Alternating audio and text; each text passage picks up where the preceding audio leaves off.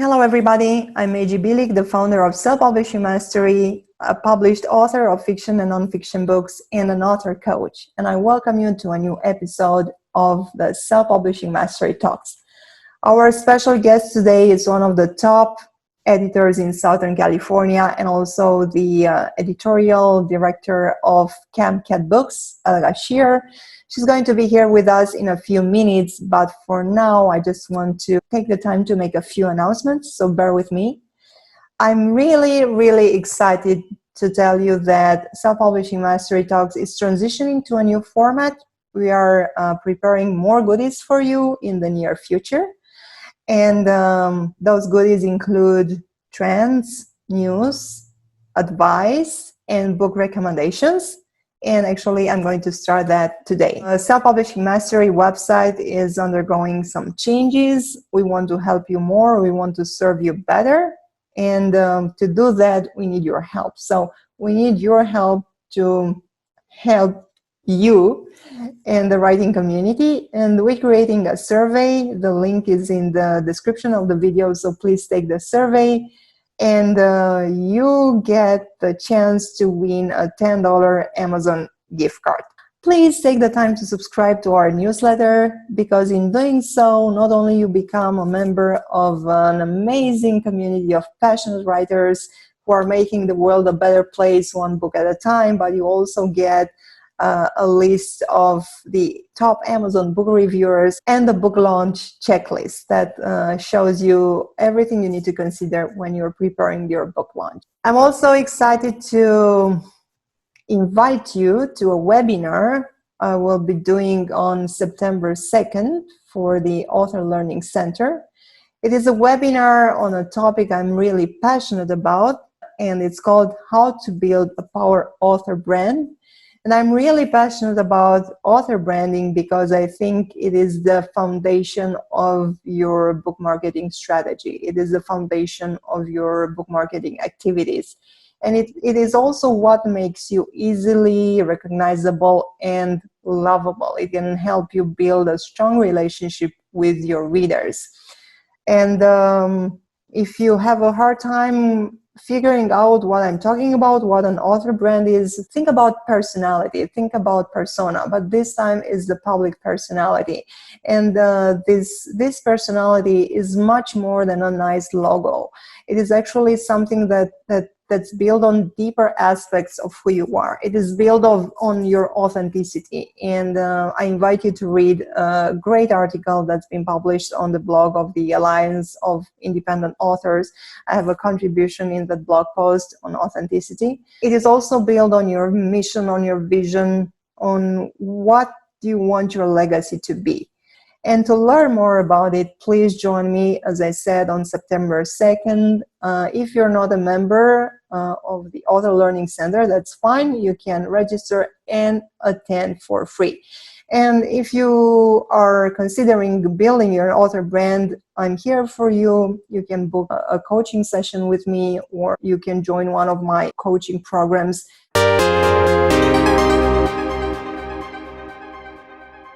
And because our topic is editing, I picked two books that can help you self-edit your books and become a better writer, because you will learn in this interview I did with Helga that it is recommended to do as much self-editing as you can before you turn your manuscript to an editor, because editor work at an hourly rate. So the more hours they need to put into your manuscript, the more you have to pay. So one book I really love is this one. It's called Self-Editing for Fiction Writers, How to Edit Yourself into Print. It's an older book, but it's still really, it's timely. And two professional editors share in this book their expertise and proven techniques for turning manuscripts into published works of fiction. And you've got everything in this book, from interior monologue to dialogue to showing versus telling. And the nice thing about this book also is that every chapter ends with an exercise. And the second book, I have this on my Kindle. I do read a lot on Kindle. It is The Anatomy of Prose by Sacha Black. Sacha Black is a guest of our self-publishing mastery talks. Following our conversation, I decided to purchase this book, and I can tell you I love it. These two books are my recommendations for you if you want to improve your writing skills. It's time for us to dive into our conversation with Helga Schier and learn about editing, about working with an editor, and about what you can do to become a better writer. Enjoy. We are here now with our special guest today on Self-Publishing Mastery Talk. She is one of the top editors in California, and she's also an editorial manager with CamCat Books, a publishing company on the rise. So without much further ado, hello, Helga Schier. Thank you so much for being here with us today. Andrea, hi, and thank you so much for having me. It's always a pleasure to chat with you about books. About books, yeah. Books, yes. Working with an editor really can make or break your book. And I know that many writers are a little hesitant to work with somebody else because they might feel that an editor will mess with the writer's voice or will want to make the writer's story his or her own. But that's really not the case. A good editor will not try to change your story, but he or she will try to really enhance your story. And, you know, as I like to say it, make it sing. You know, your editor is your first, well, probably not your first, but among your first readers.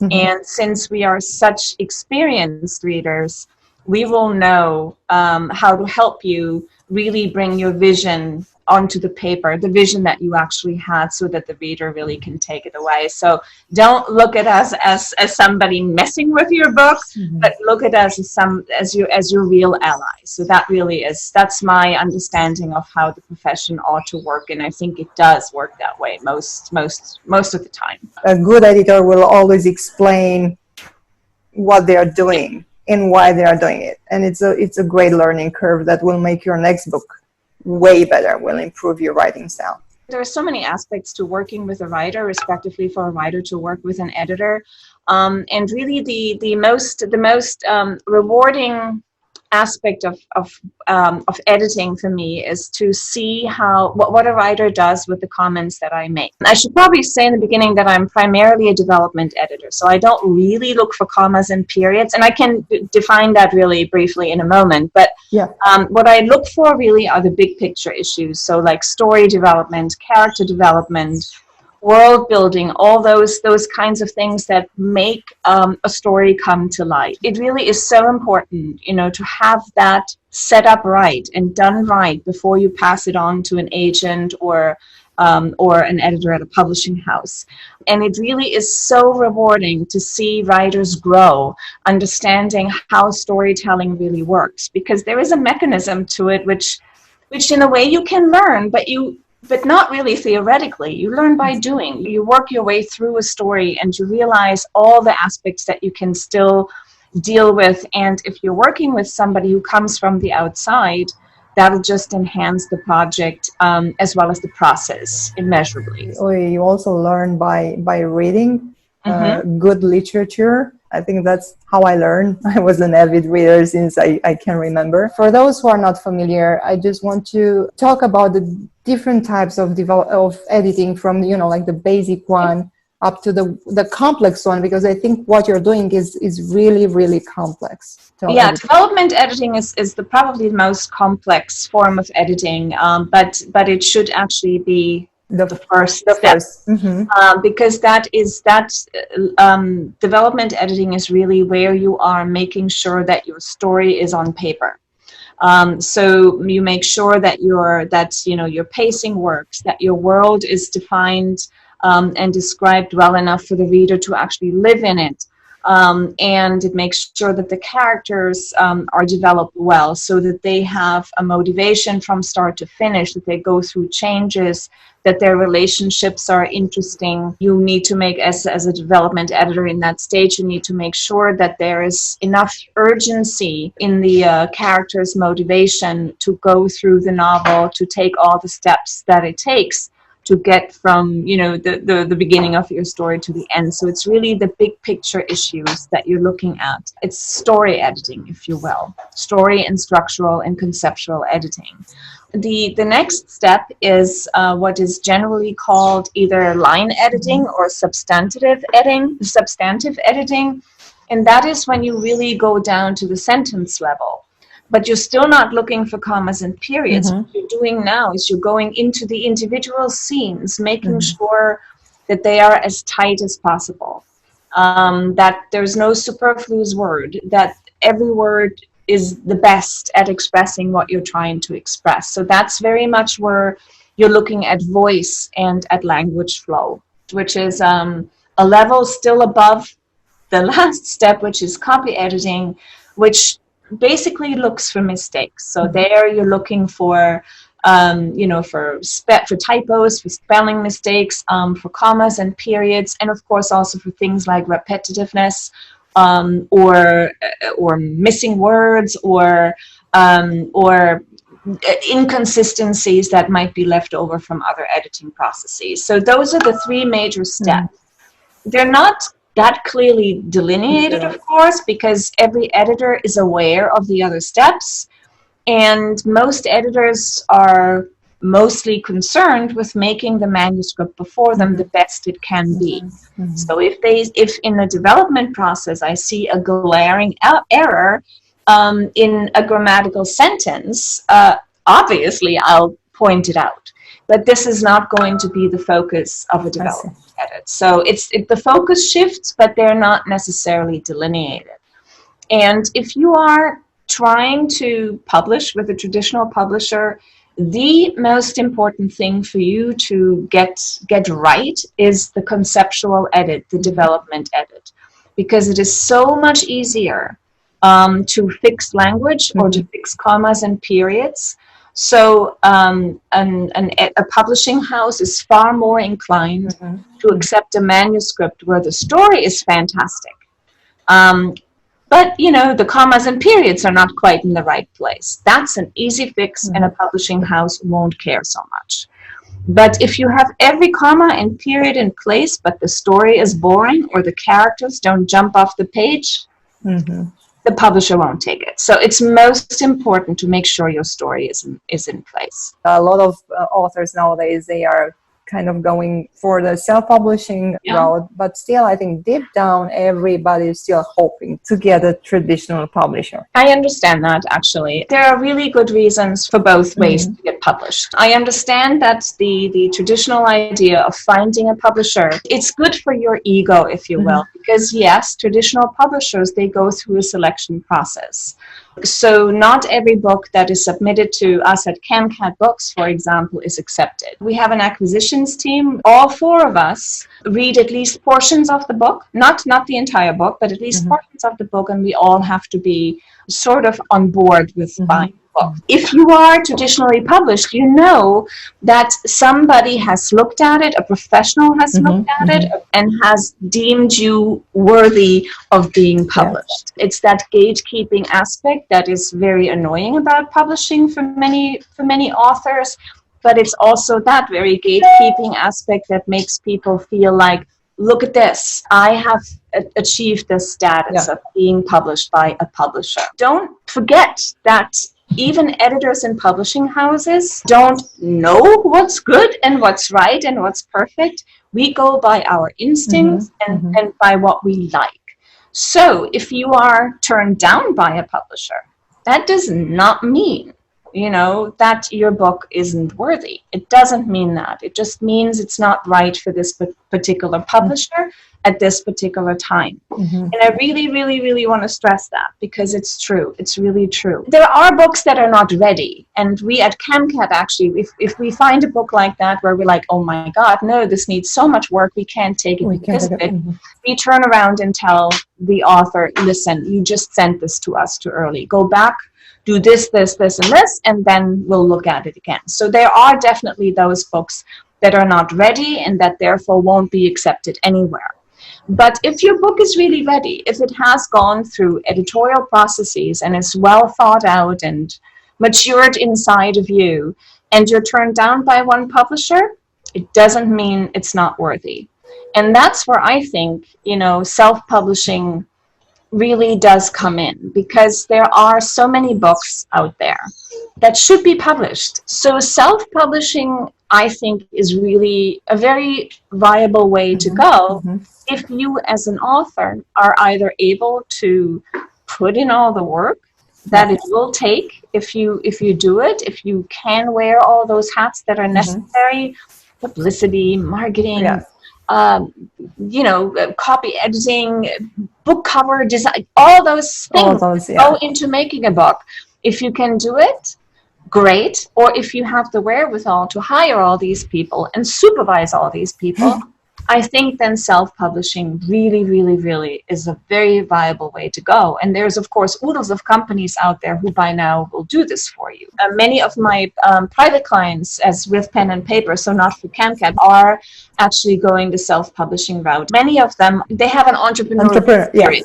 Yeah. And I think this is what you need. You need to be able to divorce yourself from the book that you've written and go out there and sell it. And that's not an easy thing to do. And, that's in part why it's good to hire publicists, why it's good to hire a marketing company, because then you don't have to yourself peddle your book, or why it's also great to have a publisher, behind you who can help you with all that too. Throughout your career, did you get a manuscript that you find to be so timely and so great that you said, oh no, this manuscript doesn't have to wait a year, it has to go now? That does happen. But it's very, very tricky. And not only because of the editorial process, but actually mostly because of the marketing process. Marketing needs about 6 months to turn the wheels and get it going, to get it out to reviewers and to position it in the bookstores, and it takes about 6 months. So the book has to be ready editorially 6 months before the pub date. There's one situation long time ago back at Random House, where it was during the O.J. Simpson trial. I don't know if any of you, who are listening remember this, but the O.J. Simpson trial, was going on during I think from spring to March out here in the Los Angeles area. And by that time, I was still at Random House, Crown Publishers. And we had at the defense table was making notes all the time, scribbling and drawing things. And so somebody came up with the idea of publishing an O.J. Simpson scribble book, and we did. Obviously, that had to be out while the trial was still going on. So that thing was developed and edited within 6 weeks. Wow. Was pushed through to production within 4 weeks and was out for about 3 months during the trial. That was a very easy book to publish that fast, and also to market that fast. There was publicity about O.J. Simpson around us everywhere. O.J. Simpson sold that book for us. If there is a dire need to get the book out quickly, you bet it's possible. Certainly in a house like Crown, which is part of Random House, those are powerhouses. They can do whatever they want.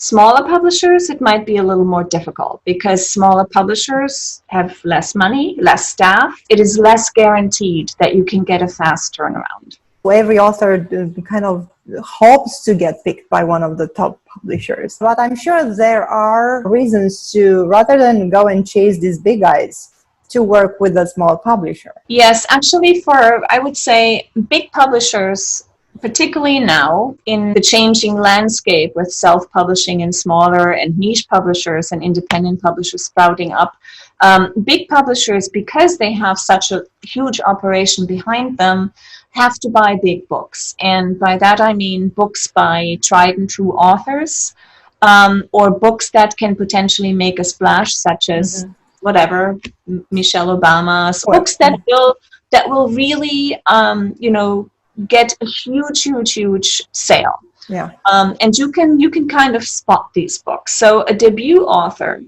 or an author with a small intimate book, will have a harder time landing a deal with a large publisher. That's not necessarily a bad thing. It's the big fish, small pond, big fish situation. A big publisher, they have so many authors, obviously, to stay afloat, that if a book doesn't perform the way they want it to perform, they can afford to kind of let it fall through the cracks. A small publisher cannot afford that. We have to be and want to be, and really for fiscal reasons, have to be behind every single book that we publish. We can't afford our books not to sell because we depend on every single one. Yeah. And this basically means you get quality editorial attention and you get a team that's fully behind you. So that's the advantage. The disadvantage, of course, is that we don't have the same kinds of connections to publicists,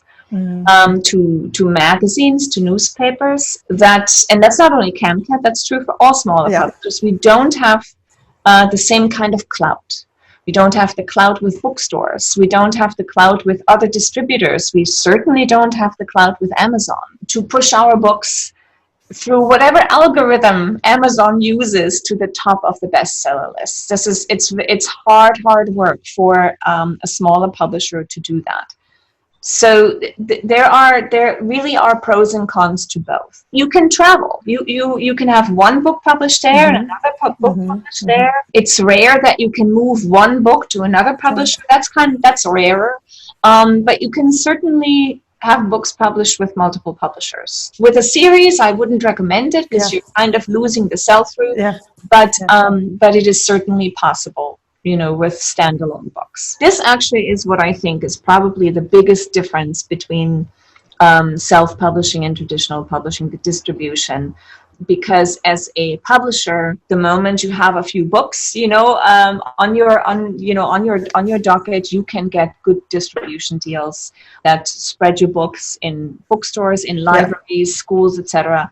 And as a self-published author, if you only have one book, it's hard. That's really hard to find somebody to distribute for you. So as a self-published author, for a little while, all you may have is Amazon, and all the other Kobo and whatnot is out there for online publication. So I know you get a ton of submission, and yet you cannot, even if you want, you cannot take all those books. So what draws you to a manuscript? As an independent editor, just like any other person on this planet, I have particular preferences, but my preferences aren't so much whether I like a particular genre.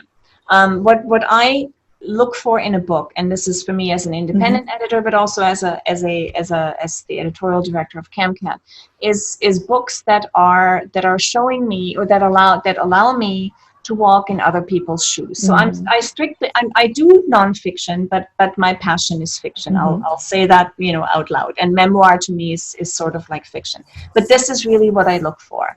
I don't necessarily look for beautiful language, because that can be helped. I don't necessarily look for a tight manuscript, because again, that can be helped. What I look for is a writer or an author who has written about something and has told a story, or is trying, and let's actually say, who is trying to tell a story that makes me look at something in a way that I never have. And this is not necessarily a big thing. Honestly, it isn't. It can be something very, very small. A character that jumps off the page might do it for me. A sentence that makes me shiver might do it for me. Or a story that grips me, maybe not from the start, but at some point really grips me. Basically, I am looking for things that allow me to step outside my world, my comfort zone, and make me see other things. And I have to say, I've been doing this for almost 30 years. There was not a single manuscript that came across my desk that didn't have at least one such morsel in it. I won't say that all manuscripts were salvageable. I can't say that. Some of the manuscripts never became accomplished enough to be published. But every single one of the books that I have read as a professional editor gave me something to think about, or to smile about, to cry about, to get pissed off about. What keeps me with the book is the ability to see that the writer has some sort of insight into the world, into characters, into what makes his people, if you will, tick. As a person. I love mysteries. Mysteries are my passion. All of those mysteries, they're fast-paced stories, and this is how they take you through. But the good ones, they show you more. They show you why they show you basically why good people take a wrong turn. They show you whether or not a bad person can take the right turn. They show you all those things that might converge to turn into chaos. So it's for me, books that understand that people make choices all the time, and those choices can be wrong, and they affect other people. Those are the books that get me. I want to walk in other people's shoes. And this is also very, very similar actually to what I look for at our publishing house. However, at our publishing house, I have certain parameters that I have to follow. And the parameters are in part set by me, of course, or by the rest of our house. But we are CamCat Books. We publish certain kinds of books. And that means nothing other than this is what our publisher has chosen to publish. To publish, yeah. Yes, we don't publish children's books. We wouldn't know how to market them. We don't really look for historical fiction either. When is a good time for an author to send their manuscript to you for the development editing? It's never too late. It's never too early. Editing is if you're working with a professional, is expensive. So it behooves you, to do as much as you can by yourself or with price-worthy deals. So if you, by editing yourself and by garnering, the assistance of beta readers, trusted friends who give you tips, once you've exhausted all this and revised your manuscript and you think you can't get it any better without a professional's input, that's when you should send it. Whether this is the first or 10th draft, I can't tell you. I would advise every author to work on at least a second draft, or write that first draft to get it out. Let it sit for a while, read other books, talk to people, then reread your manuscript with a fresh mind and edit it, self-edit it. I actually have a course on how to self-edit. You can go to my website and it'll give you some ideas, some tips. I would say don't send the first draft, but whether it's the second or the fifth depends very, very much on how much self-discipline and how much self-criticism a writer can muster. Not everybody is able to step away from their work and see what else can be done. And that's when an editor can step in. No matter when you send the manuscript to an editor, a good editor will always do whatever the manuscript needs, not what some preconceived idea of which step you should take now. Editors will see what's necessary and they will advise you as to what you should be doing. So when you're looking for an editor, make sure that they're willing to talk to you, let you know how they determine what is necessary. You can ask for a sample edit if you want to, but sample edits are sometimes tough because editing 5 pages really doesn't tell you all that much about how they understand your story. It shows you whether they can edit a sentence, but it doesn't show you if they understand your story. But I would absolutely talk to the editor before and find out how they work, what it is they look for, and no matter what you sign up with them for, whether or not they're willing to change it if they see something else is necessary. Because you don't want somebody doing a copy edit if your manuscript doesn't need a copy edit. A development editor, you won't go in and rewrite the manuscript. You would give the writer the notes, the guidance, and then the writer needs to go back and do the work. Yeah, development editing is very much a communicative process. And basically, the first step of development editing is that the writer and the editor communicate through the manuscript, as it were. You would send a manuscript to me, and I would read it. And while I'm reading it, I would make notes in the margins with track changes, usually. So it's all computerized, of course. And those are what I call real-time comments. So those are my comments, my reactions, my questions, my frustrations, my enjoyment as I'm reading it through, just as if I was a reader. Okay. And it's supposed to show you what readers, this one at least, feel, think, or don't feel and think as they read your book. Because in the end, writing a book is manipulating a reader. And because you tell your story in order to get a reaction out of your reader. And that commentary on the site will show you how I react. So say on page 10, I don't understand something and I ask a question. If then on page 50, I realize that, oh, there was a reason for her to not tell me this. I get it now.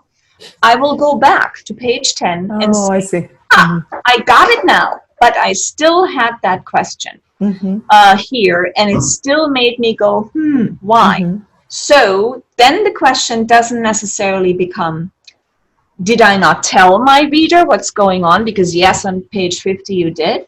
But did you want your reader on page 10 go, or did you not? And that's something you have to figure out. If you wanted me to go, okay. I may disagree with that as your editor and say, you know what, no, I really didn't want to ask that question there. I just didn't want to as your reader. And then we talk about whether you leave this here or if you change it so that I don't have that reaction. If, on the other hand, you didn't want me to go, then you know you have to fix it. Yeah. So this is how it works. It's real-time comments that are then mitigated by the smarter self, after I've read, the rest of the book. And this will help you as the writer understand what kind of reactions your work on paper elicit, because that's really what it is about. Yeah. You are communicating with your reader, and I'm one of the readers. So that's this first step. What I do after I've read the entire manuscript is then I put it away for a day, sometimes two, and I write up an evaluation.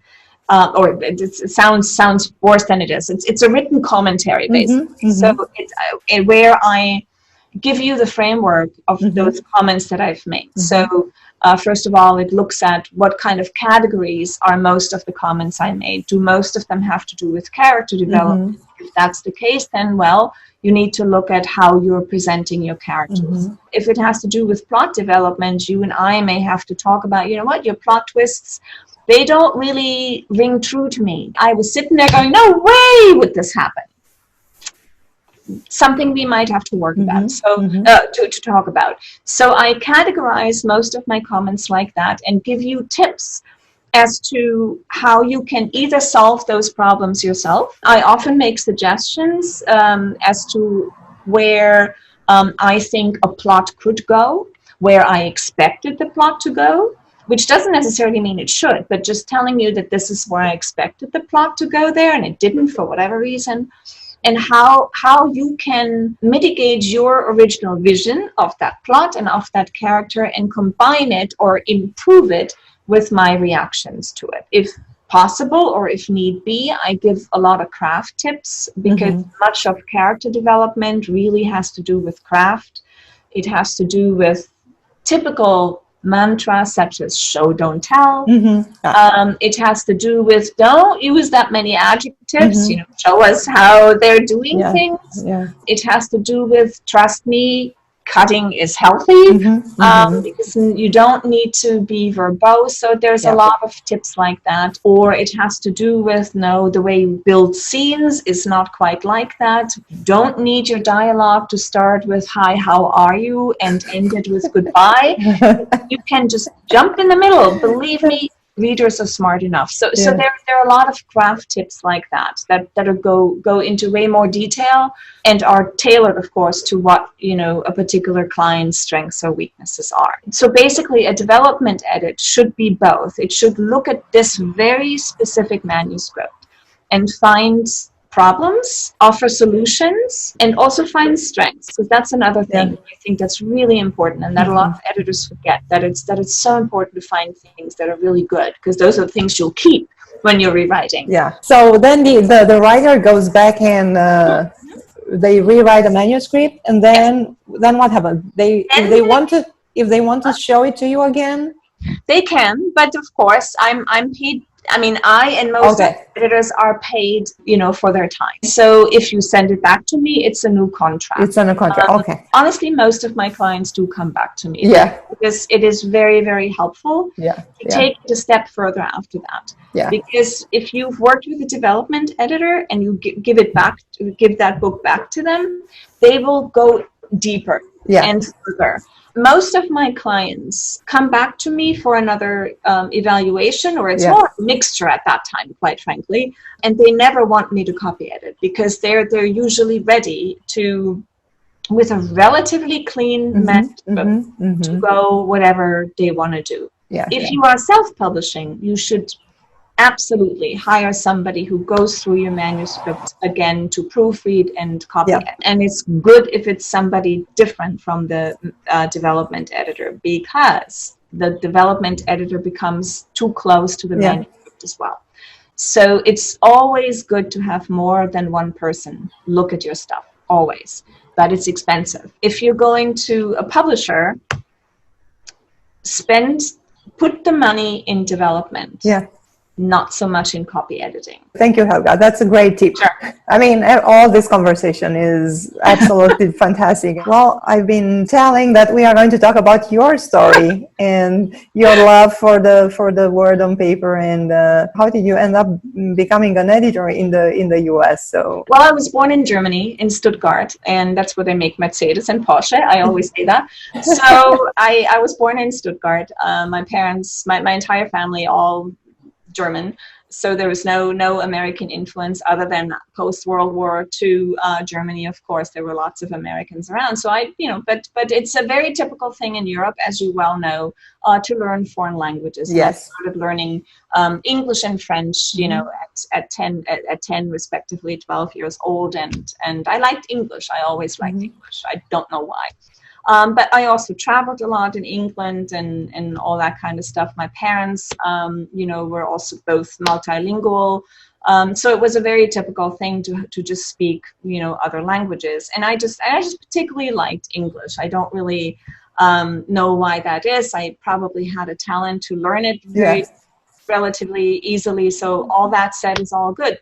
My love for literature kind of, is the reason why I'm in the United States. But where did that love for literature come from? Not from any one book, but it really, and I say this a lot, it came from the way my family celebrated holidays. My grandmother grew up in the Czech Republic, and what is now the Czech Republic, I should say. Back then it was Poland. But anyway, so she grew up on this farm there with like just a huge family around her, and so and it was pretty remote, and so I guess they grew up telling each other stories, and she brought this storytelling thing back home, back to Germany once I was born, years later. So Christmas, Easter, whatever, birthdays, our family, which consisted of my immediate family, so my brother, my parents, my mother's sister, her family, my mother's parents, my father's parents, and we would all sit, around this big table, and starting at lunch, because that was the big meal in Europe, and tell stories. And my grandmother, I'm telling you, she was the most fabulous storyteller ever. She claimed that all her stories were true. My father would absolutely contradict her. I mean, but it doesn't matter. The stories were all these fascinating stories. And I remember every single time, my most fond memory, literally sitting at that table, listening to her, as slowly but surely the sun was going down, outside, because we wouldn't close the shutters or anything. We just sat there from lunch through dinner, listening. So stories, somehow, this is just what I loved, always. And I was a ferocious reader, just always. And so when it came time to decide what to study, I studied literature. When it came time to decide what kind of literature, I was like, hey, I like English.